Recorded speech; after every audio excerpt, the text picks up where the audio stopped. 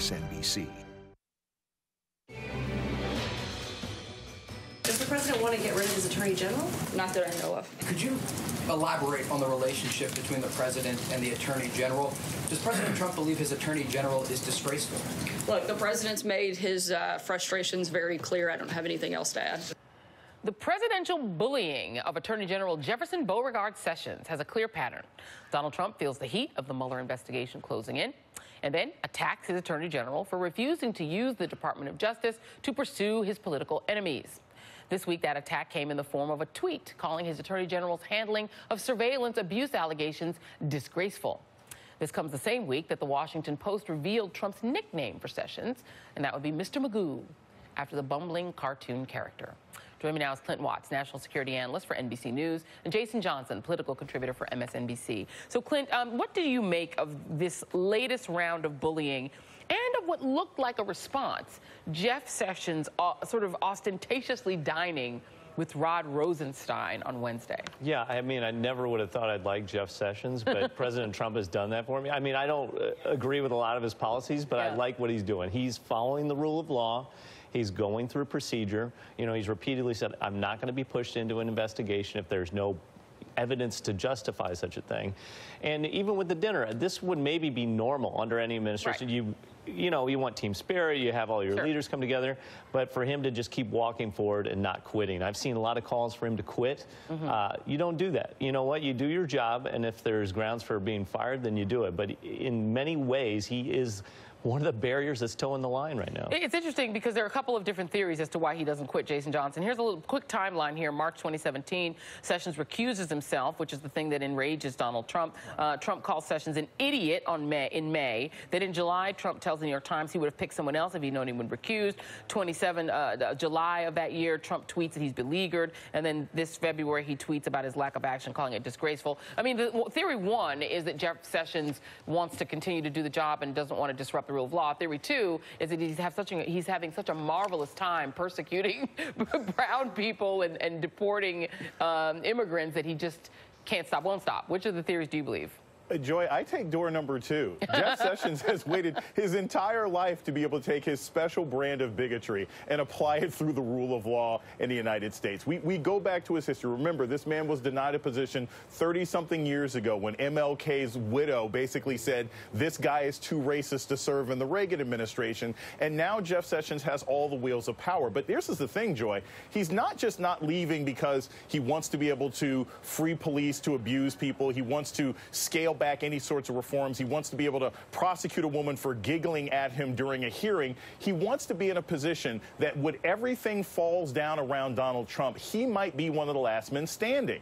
And so, you know, whereas a lot of people in this administration went in just for the glory or for the money or for the power or for reality TV shows, Jeff Sessions has an ideological goal, and he's not going to let anybody pry him out of the White House. Yeah, and it's interesting because, you know, Jeff Sessions was considered the favorite senator of Breitbart. He was a Bannon ally. Stephen Miller, his apparatchik, is still embedded in the White House, writing Donald Trump's speeches and apparently writing policy. So he is an ideologue who's there.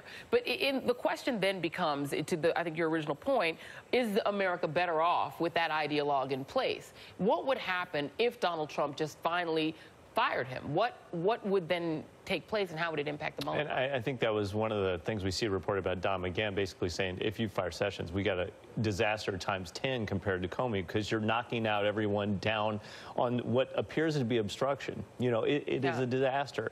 And we have so much turmoil in this White House with the staff, in our government. It's the most ineffective government in the history of the United States. We've seen nothing get done. We just talked about, what do we do against Russia moving forward? There's no plan. Nothing. No plan's been put forward. And so I think Jason's right. As an ideologue and pursuing his agenda makes me very nervous. But at the same point, do we need this catastrophic turmoil all the time inside of our government? And I guess, Jason, that's the irony, right? You have a special counsel examining now Trump's apparent efforts to oust Sessions. This is according to the Washington Post on Wednesday. People familiar with the matter telling the Post that a key area of interest for the inquiry is whether those efforts were part of a months-long pattern of attempted obstruction of justice, meaning that, ironically enough, for those who are horrified by Jeff Sessions' entire worldview, he seems to be kind of the thing, he and Rod Rosenstein, that are standing between the U.S.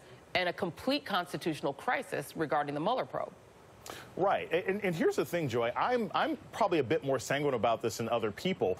If Donald Trump says, I'm just going to fire Jeff Sessions, we don't know who he could pick next. We have no idea how the Department of Justice would respond. Will there be a large number of resignations? Will there be people who stick around? Will Congress complain for 5 minutes, then go back to Trump's agenda? So, you know, we don't know if Jeff Sessions being there is holding the line against an absolute constitutional crisis and the end of democracy as we know it, or we don't know if the next person that Trump picks might end up turning on him again. So that's sort of the challenge of this entire administration. There are so many corrupt and incompetent and disingenuous people. We don't know which one's going to harm us worse. Yeah, and you had Rod Rosenstein, I think, make it pretty clear that he stands by Robert Mueller. Right. So, you know, Trump would have to fire him to get rid of him. And then the person right behind Rod Rosenstein has already announced she's leaving. Right.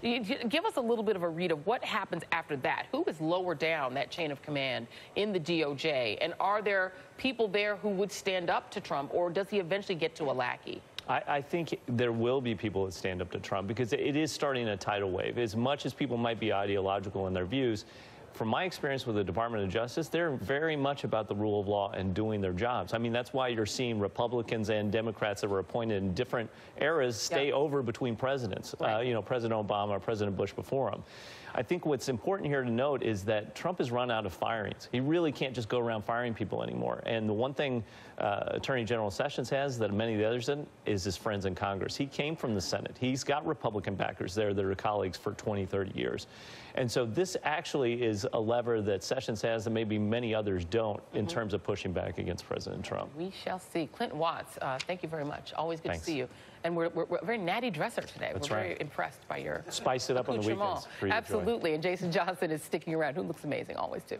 All right, more AM Joy after the break. Now that I've objectified all of my guests.